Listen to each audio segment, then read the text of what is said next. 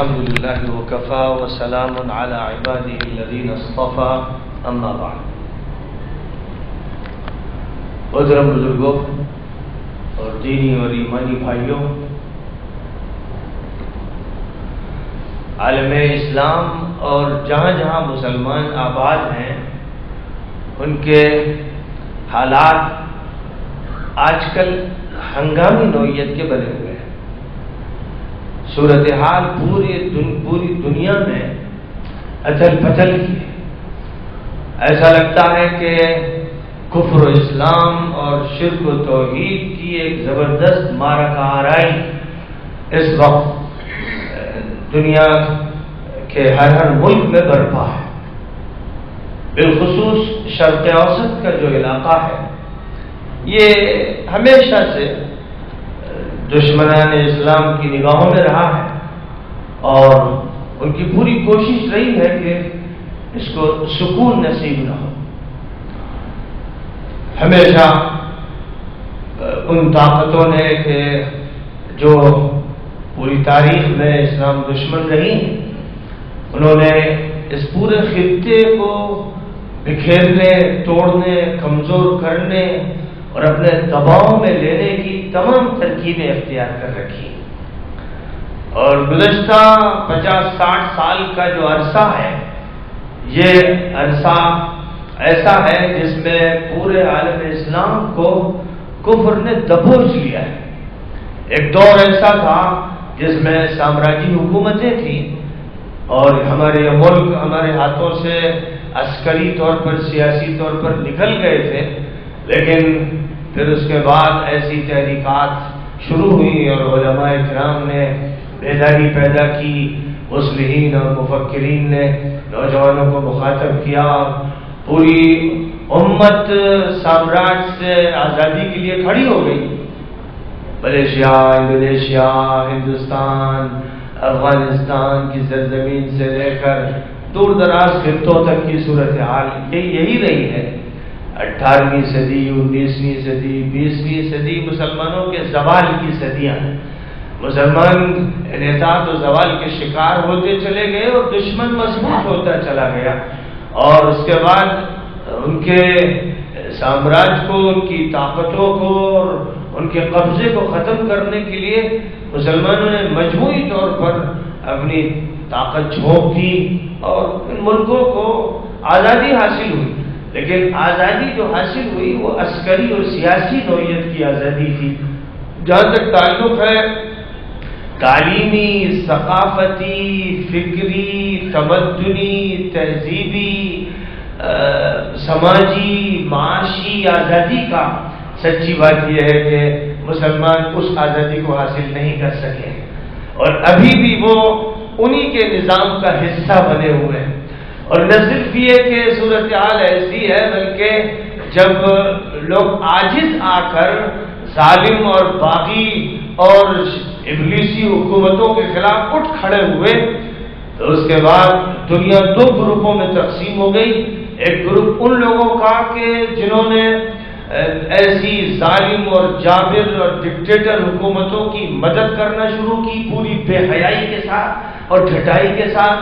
دوسری طرف وہ لوگ تھے کہ جنہوں نے تماشا دیکھنا شروع کیا اور اس کا انتظار کیا کہ یہ آپس میں اتنا ٹوٹ جائیں، بکھر جائیں، ان کو سازشوں میں گھیرا جائے، حالات ایسے پیدا کیے جائیں کہ یہ ابھر نہ سکیں اور ان کے انقلابات ناکام ہو جائیں اور دوبارہ پھر یہ شکنجے میں کس دیے جائیں. اس طرح دنیا دو گروپوں میں تقسیم ہو گئی اور صرف بیچارے عوام بے دست و پا بڑی بڑی ظالم حکومتوں، دنیا کی بڑی طاقتوں کے مقابلے میں کھڑے رہ گئے کہ جو بغیر اس کے کہ ان کو حکومتوں کی مدد حاصل ہو بڑی بڑی طاقتوں سے لڑنے کے لیے فیصلہ کر کے میدان میں آ گئے. انہوں نے قربانیاں دینا شروع کی اور روزانہ سینکڑوں اور کبھی کبھی ہزاروں شہادتوں اور قربانیوں کے ذریعے سے انہوں نے آگے بڑھنے کا ایک فیصلہ کیا. اس معاملے میں آپ سب جانتے ہیں کہ سب سے برا حال شام کا ہے. وہ سرزمین شام جو برکتوں سے مالا مال رہی ہے، اور جس کے بارے میں اللہ نے فرمایا سبحان الذی اسری بعبدہ لیلا من المسجد الحرام الى المسجد الاقصى الذي باركنا حوله لنريه من آیاتنا انه هو السمیع البصیر۔ وہ سرزمین شام جس کو مبارک کہا گیا ہے، جہاں انبیاء رہے ہیں اور جہاں اولیاء رہے ہیں، صلحاء رہے ہیں، جہاں کے بارے میں حدیث میں جس حدیث کی تصحیح حضرت امام ابن تیمیہ نے بھی فرمائی ہے، ابدال موجود رہتے ہیں، اور جہاں کے بارے میں یہ فرمایا گیا کہ اللہ تعالی قیامت سے پہلے اس سرزمین کو مسلمانوں کا مرکز بنائے گا۔ محشر کے عالم کے سلسلے میں بہت سی احادیث سرزمین شام سے متعلق ارشاد فرمائی گئی۔ بڑے بڑے حادثات سرزمین شام میں پیش آئیں گے۔ حضرت عیسیٰ علیہ السلام کا نزول سرزمین شام میں دمشق میں ہوگا، اور دجال کی طاقت کا مرکز سرزمین شام میں ہوگا۔ خیال رہے کہ لبنان، فلسطین اور شام اور اردن یہ سب شام ہے، یہ بلاد الشام کہلاتے تھے، اور یہ پوری سرزمین شام ہے۔ اس کو ٹکڑوں میں دشمنوں نے بانٹا، ظالموں نے بانٹا، جنہوں نے حد بندیاں کر دی اور مسلمانوں کی طاقت کو توڑنے کے لیے ایک ملک کو 4 ملکوں میں تقسیم کیا۔ جیسے اب ان کی پلاننگ ہے کہ عراق کو 3 حصوں میں تقسیم کر دیا جائے، پلاننگ ہے کہ موجودہ جو شام باقی رہ گیا اس کے بھی ٹکڑے ٹکڑے کر دیے جائیں، جزیرۃ العرب کے ٹکڑے کرنے کی پلاننگ ہے، اور وہ پلاننگ مخفی بھی نہیں، اب وہ کھلی کتاب کی طرح ہے۔ جو لوگ حالات کو جانتے ہیں، سمجھتے ہیں، وہ اس بات سے واقف ہے۔ سرزمین شام میں باطل طاقت بھی اپنا پورا جوش دکھائے گی اور پوری اپنی مرکزیت کے ساتھ سامنے آئے گی۔ مرکز دجال سرزمین شام میں ہوگا، اور قتل دجال کا سرزمین شام میں ہوگا، اور حضرت عیسیٰ مسیح کا نزول سرزمین شام میں ہوگا، اور اس اعتبار سے سرزمین شام کو ایک مرکزی حیثیت حاصل ہے۔ اس لیے آج جو اس سرزمین پر قتل عام ہو رہا ہے وہ ایک عالمی، ایک شیطانی، ابلیسی، طاغوتی جنگ ہے جو چھیڑی گئی ہے اسلام کے خلاف، مسلمانوں کے خلاف، صحیح عقیدے کے خلاف، صحیح فکر کے خلاف۔ مسئلہ صرف عوام اور حکومت کا نہیں، مسئلہ صرف شیعہ و سنی کا نہیں، مسئلہ صرف ایک فرقے اور دوسرے فرقے کا نہیں، ایک طرف ابلیسی اور طاغوتی طاقت ہے جس کے پیچھے تمام کفر کی طاقتیں اور دنیا کی تمام ظالم طاقتیں ہیں، اور دوسری طرف عوام ہیں، اہل حق ہیں، علماء ہیں، صلحاء ہیں، جو یہ چاہتے ہیں کہ سرزمین شام کو اپنا وہ مقام حاصل ہو جو اللہ کی طرف سے طے ہے، اور نبی صلی اللہ علیہ وسلم نے اس کی بشارتیں عطا فرمائی۔ یہ جو حالات ہیں، اور جو حالات برما میں جو آپ سن رہے ہیں، اور کبھی وہ آسام میں پیش آئے، کبھی کشمیر میں پیش آتے ہیں، کبھی دنیا کے دوسرے خطوں میں، اور عراق بھی جل رہا ہے، اس کو جلایا گیا، اس کو جھوٹ بول کر مارا گیا، اس کے لاکھوں انسانوں کو شہید کیا دنیا کی ایک شیطانی طاقت نے، اور اس کے بعد جب اس طاقت کو نکال باہر کیا گیا تو خانہ جنگیاں چھیڑ دی گئی، اور عراق اس وقت آگ کے اوپر ہے، بھونا جا رہا ہے، پہلے بھی بھونا گیا اور ابھی بھی اس کے خلاف سازشی طاقتیں اپنا کام کر رہی ہیں، تو اس کو مزید توڑنے کی کوششیں ہو رہی ہیں۔ یہ ہے وہ ماحول جس ماحول کے اثرات لبنان پر بھی پڑ رہے ہیں، اردن پر پڑ رہے ہیں، اور یہ خطہ بھی اس سازش کا شکار ہوا تھا۔ کوششیں کی گئی تھی کہ اس کو بھی نشانہ بنایا جائے، اور بھی آپ کے ارد گرد ایسے علاقے ہیں جن پر نگاہیں لگی ہوئی ہیں اور جہاں وقتاً فوقتاً شورشیں پیدا کی جاتی ہیں۔ ایسے حالات میں جب اسلام اس وقت ٹارگٹ بنا ہوا ہے اور پوری دنیا کی طاقتیں اسلام کو ختم کرنے پر تلی ہیں، جس کے لیے کبھی حضرت محمد مصطفیٰ صلی اللہ علیہ وسلم کی تصویر کو مسخ کر کے پیش کیا جاتا ہے، کارٹون بنایا جاتا ہے، کبھی آپ کے خلاف مہم چھڑی جاتی ہے، کبھی کتابیں شائع کی جاتی ہیں، کبھی ہمارے درمیان سے ملعون سلمان رشدی کھڑا کیا جاتا ہے، کبھی ایک ملعون عورت تسلیمہ نسرین کھڑی کی جاتی ہے، کبھی مصر سے، کبھی مراکش سے، مسلم ملکوں سے نہایت ہی بےہودہ، بدکار اور بگڑے ہوئے خبیث انسانوں کو سامنے لایا جاتا ہے جن کے نام مسلمانوں کی طرح ہے، لیکن وہ نبی کے خلاف تان و تشنیع کا بازار گرم کرتے ہیں۔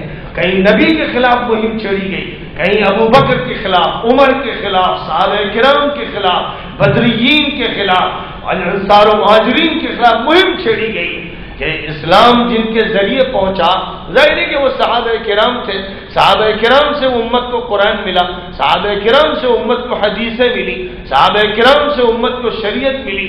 اگر صحابہ معتبر نہیں تو قرآن معتبر نہیں، صحابہ معتبر نہیں تو حدیثیں معتبر نہیں۔ لہذا کوئی صحابہ کو ٹارگٹ بنا رہا ہے، کوئی نبی کو ٹارگٹ بنا رہا ہے، اور کوئی شریعت کو ڈوز دے رہا ہے۔ شریعت میں عورتوں کو حقوق نہیں دیے گئے، بچوں کے حقوق نہیں دیے گئے، انسانی حقوق ادا نہیں کیے جاتے ہیں، تمدن کا شریعت میں خیال نہیں رکھا جاتا ہے، شریعت تشدد سکھاتی ہے، شریعت انتہا پسندی پر آمادہ کرتی ہے، عورت کو آدھا حق دیا گیا ہے، میراث آدھی دی جاتی ہے، گواہی آدھی رکھی گئی ہے، شریعت پر حملہ ہے۔ اللہ کے قانون پر انسان بگڑے ہوئے بیہودہ قسم کے شریعت کو نشانہ بنانے پر تلے ہوئے ہیں۔ اسلامی تاریخ پر حملہ، اسلامی شریعت پر حملہ، نبی اسلام پر حملہ، پوری امت اسلامیہ پر حملہ، اور پھر اقوام متحدہ کے ذریعے عورتوں کو مادر پدر آزاد کرنے کی ایک گندی مہم۔ خوب یاد رکھیے گا کہ اقوام متحدہ ابلیسی طاقتوں کے ایک ٹولے کا نام ہے، جس میں کچھ لوگوں کو حق دیے گئے ہیں کہ تم دادا گیری کرو اور ڈنڈا استعمال کرو، جہاں چاہو تم مظلوموں کے خلاف کھڑے ہو جاؤ، جہاں چاہو تم ظالموں کا ساتھ دو، جب جھوٹ بول کر چاہو تو کسی ملک کو مٹا دو، اور جب حقائق سامنے ہو تو پیچھے ہٹ کے تماشے دیکھو۔ یہ مجرموں کا ایک ٹولہ ہے جس کو اقوام متحدہ کہا جاتا ہے۔ ایک ایسی صورتحال جس میں دنیا کی تمام بڑی طاقتیں اور چھوٹی طاقتیں اسلام کے خلاف متحد ہو گئی، ایسی صورتحال میں مسلمانوں کو ایک فیصلہ کرنا ہے، مسلمانوں کو یہ فیصلہ کرنا ہے کہ کسی حال میں اللہ کی کتاب کو، نبی کی سنت کو، نبی کی سیرت کو، اللہ کے فرائض کو، ایک ایک سنت کو، ایک ایک مستحب کو، دین کی ایک ایک بات کو کسی حال میں چھوڑنا نہیں، کسی حال میں نہیں چھوڑنا۔ نہ میڈیا سے متاثر ہونا ہے، نہ لوگوں کی لب جب باتوں سے متاثر ہونا ہے، یا جھوٹے قسم کے مثقف اور بڑے پروگریسو اور بہت ہی زیادہ ایجوکیٹڈ اور اسکالرس لوگوں کے دعووں سے متاثر ہونا ہے، نہ یونیورسٹیز کے تھیسس سے متاثر ہونا ہے، نہ کانفرنسوں اور سیمیناروں کی چرب زبانیوں سے متاثر ہونا ہے، نہ مکر و فریب کے جالوں سے متاثر ہونا ہے۔ مضبوطی کے ساتھ قرآن پاک اور حدیث نبوی پر قائم رہنا ہے اور آپس کی صفوں کو منتشر نہیں ہونے دینا ہے۔ ہم حنفی ہو یا شافعی، ہم مالکی ہو یا حنبلی، ہمارا کوئی بھی مسلک ہو، یہ مسلک ہمارے فقہی تخصص کی علامت ہے، کسی نزاع و جھگڑے کے لیے اس کا استعمال نہیں کیا جا سکتا۔ مسلمان اس جماعت میں ہو یا اس جماعت میں، اس تنظیم میں ہو یا اس تنظیم میں، بحرین میں رہتے ہو یا قطر میں، سعودیہ میں رہتے ہو یا امارات میں، امریکہ میں ہو یا آسٹریلیا میں، ان کے درمیان تفریق کرنے والا انسان مجرم ہے۔ ان کے درمیان تفریق پیدا کرنے والی طاقتیں، انجمنیں، تنظیمیں، مسالک کے علمبردار اور نئے نئے مسلک کی دعوت دینے والے مجرم ہیں، شیطان کے ایجنٹ ہیں جو اس امت میں تفریقہ پیدا کریں۔ وَأَنَّ هَٰذِهِ أُمَّتُكُمْ أُمَّةً وَاحِدَةً وَأَنَا رَبُّكُمْ فَاعْبُدُونِ، یہ امت تمہاری ایک امت ہے، میں رب ہوں تمہارا، میری بندگی کرو۔ وَاعْتَصِمُوا بِحَبْلِ اللَّهِ جَمِيعًا وَلَا تَفَرَّقُوا، اللہ کی رسی کو مضبوطی سے مل کر تھامو، مل کر تھامو، اور تفریقہ مت کرو، تولیوں میں مت بٹو۔ یہ فرمایا وَلَا تَنَازَعُوا فَتَفْشَلُوا وَتَذْهَبَ رِيحُكُمْ وَاصْبِرُوا، آپس میں جھگڑے مت کرو ورنہ ناکام ہو جاؤ گے، نامراد ہو جاؤ گے، ہوا اکھڑ جائے گی اور تم کسی قابل نہ رہ جاؤ گے۔ اس لیے ڈٹے رہو حق پر مضبوطی کے ساتھ۔ ان اللہ یحب الذین یقاتلون فی سبیلہ صفا کانہم بنیان مرصوص، اللہ کو محبت اپنے ان بندوں سے ہے جو اس کے راستے میں جنگ کرتے ہیں اس طرح جیسے سیسا پلائی ہوئی دیوار جس میں کوئی رکھنا نہیں ڈالا جا سکتا، کوئی سوراخ نہیں کیا جا سکتا، ایک فرد کو دوسرے فرد سے الگ نہیں کیا جا سکتا۔ آج صورتحال یہ ہے کہ مسلمانوں میں تفریق پیدا کرنے کے لیے کہیں سلفیت کے نام سے، کہیں تقلید کے نام سے، کہیں جماعتوں کے نام سے انتشار پیدا کیا جا رہا ہے، ملکوں میں انتشار پیدا کیا جا رہا ہے۔ ہاتھ یہاں رکھے جائیں گے، یہ یہاں رکھے جائیں گے، یہ یہاں رکھے جائیں گے، آمین زور سے کہا جائے گا یا دھیمے کہا جائے گا، امام کے پیچھے فاتحہ پڑھی جائے گی یا نہیں پڑھی جائے گی۔ جو ان مسائل کو اٹھا کر مسجدوں میں انتشار پیدا کرنے والے ہیں، امت کے دربار میں، اللہ کے دربار میں مجرم ہیں۔ نبی پاک علیہ الصلوۃ والسلام سے یہ بھی ثابت ہے، وہ بھی ثابت ہے، اور محدثین و فقہاء کرام نے اجازت دی اس کی بھی اور اس کی بھی۔ اس لیے ان مسائل میں شدت اختیار کر کے خانہ جنگی پیدا کرنا اور مسلمانوں میں انتشار، مسجدوں میں انتشار، مسالک میں انتشار پیدا کرنا بالکل غلط ہے۔ چار مسلک ہیں اور چار ہی رہیں گے، حضرت امام ابو حنیفہ، حضرت امام مالک، حضرت امام شافعی، حضرت امام احمد ابن حنبل کے متعلقین پوری دنیا میں لاکھوں ہیں۔ انہی کی حدیث کی کتابیں پڑھی جا رہی ہیں، انہی کی فقہی کتابیں پڑھی جا رہی ہیں، انہی کی تفسیر کی کتابیں پڑھی جا رہی ہیں، انہی کی علم کلام کی کتابیں پڑھی جا رہی ہیں۔ پورے ملک میں مراکش سے لے کر انڈونیشیا تک علماء کرام، مفسرین ہو، محدثین ہو، متکلمین ہو، مجددین ہو، یا حنفی یا شافعی یا مالکی یا حنبلی، ایک عالم بھی پوری تاریخ میں ایسا نہیں ہے جس کو سلفی کہا گیا ہو۔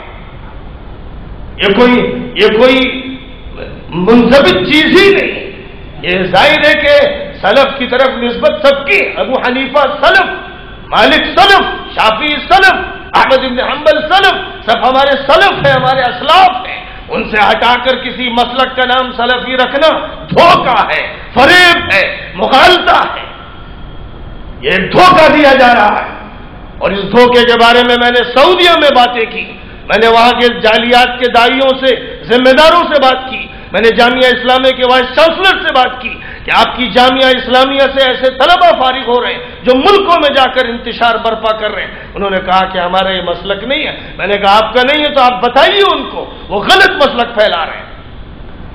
تو صورتحال یہ پیدا کی جا رہی ہے، اس مملکت کا مسلک مالکی ہے، امارات کا مسلک مالکی ہے، سعودیہ کا مسلک حنبلی ہے، اور یہ مسلک تعصب کے لیے نہیں۔ اگر کوئی حنبلی تعصب کرے حنفی کے خلاف تو مجرم، اور حنفی تعصب کرے حنبلی کے خلاف تو مجرم۔ کسی تعصب کی کوئی گنجائش نہیں، پوری امت ایک ہے۔ اور نماز میں کھڑا کیا جاتا ہے صفوں میں اسی لیے کہ آپ کی یہ سب بندی ڈرامہ نہ ہو، یہ مظاہرہ نہ ہو۔ آپ جیسے پیر سے پیر ملاتے ہیں اور بہت سے لوگ رگڑتے ہیں پیر، ایک دوسرے کے پیر میں ٹھوستے ہیں، اس سے زیادہ دل کو ملائیے، دماغ کو ملائیے۔ دل و دماغ کو ملانے کے لیے یہ نظام سکھایا گیا، یہ محض ڈرامہ نہیں ہے چند منٹ کے لیے جس کو رچا جائے۔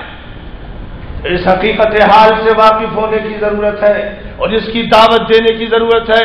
یہی مہم ہے جو وقت کی سب سے بڑی مہم ہے۔ اگر انتشار افغانستان میں نہ ہوتا تو امریکہ کا دم نہیں تھا کہ وہاں پر لاکھوں انسانوں کو شہید کرتا۔ اگر انتشار عراق میں نہ ہوتا، اگر انتشار شام میں نہ ہوتا، جہاں انتشار ہے وہاں ہم ہزیمت کے شکار ہو رہے ہیں۔ ہم متحد ہوں گے تو کسی میں طاقت نہیں ہے کہ ہماری صفوں میں رخ نہ ڈال سکے۔ اس لیے اتحاد اتحاد اتحاد یہ سب سے بڑی ضرورت ہے۔ نمازوں میں اتحاد سکھایا گیا، روزوں میں اتحاد سکھایا گیا، حج میں اتحاد سکھایا گیا، روزے کے ذریعے اخلاص اور اتحاد و تقوی کی تعلیم دی گئی۔ جو عبادات عطا فرمائی گئی وہ اسی لیے کہ اللہ کے نظام کے ساتھ اور نبی پاک علیہ الصلوۃ والسلام کی تعلیمات کے ساتھ امت وابستہ ہو جائے، اور اس کی وابستگی ایسی ہو کہ علیکم بالسواد الاعظم، علیکم بالجماع ومن شد شد فی النار۔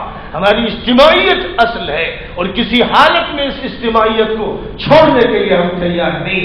لہذا ایک ہو مسلم حرم کی پاسبانی کے لیے، ایک ہو مسلم حرم کی پاسبانی کے لیے، نیل کے دریا سے لے کر تابخا کے کاشغر۔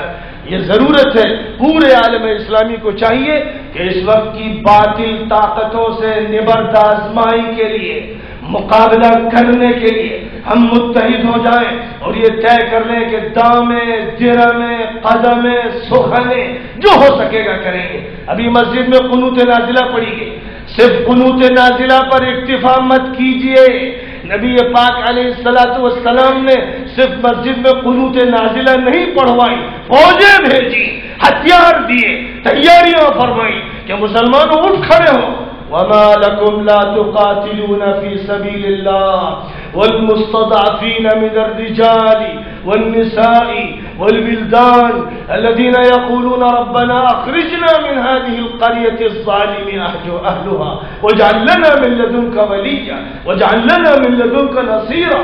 اللہ ڈانٹ رہا ہے ایسے نمازیوں کو، روزے داروں کو، ذاکروں شاغلوں کو، مسلمانوں کو کہ تم لوگ سمجھتے ہو صرف عبادت سے کام چل جائے گا، تم جنگ کیوں نہیں کر رہے؟ حکم ہے اللہ کا، اللہ کے راستے میں. اور جو کمزور لوگ ہیں، عورتیں، بوڑھے، بچے جو مہاجر ہو رہے ہیں، جو پناہ گزین بنے ہوئے ہیں، جن کو اپنا ملک چھوڑنا پڑ رہا ہے، تم ان کے لیے جنگ کیوں نہیں کرتے؟ یہ اللہ کا کہنا ہے. اور جب یہ اللہ کا حکم ہے تو بس بیٹھے نہیں رہ سکتے تماشا بین بن کر. جو کر سکتے ہیں وہ کرنا پڑے گا، یہاں تک کہ انشاءاللہ سرزمین اللہ کی آزاد ہو طاغوتوں سے، ظالموں سے، استبداد کرنے والے ڈکٹیٹروں سے، بدماشوں سے، دشمنوں کے ایجنٹوں سے اللہ کی سرزمین آزاد ہو. یہی مشن ہے اسلام کا، اور یہی مشن ہے مسلمان کا، اور کسی حالت میں اس کو چھوڑنے کی اجازت نہیں. دعا اللہ سے کرنا چاہیے، اسی پر اے اللہ زندگی عطا فرما، اسی پر موت نصیب فرما. اللہ بحرین کی بھی حفاظت فرمائے، حرمین کی بھی حفاظت فرمائے، اور پورے منطقے کی حفاظت فرمائے، اور ملت اسلامیہ کو بیدار کر کے خدا تعالی سد سکندری دنیا کی تمام مخالف طاقتوں کے مقابلے میں بنا دے. وآخر دعوانا ان الحمد للہ رب العالمین.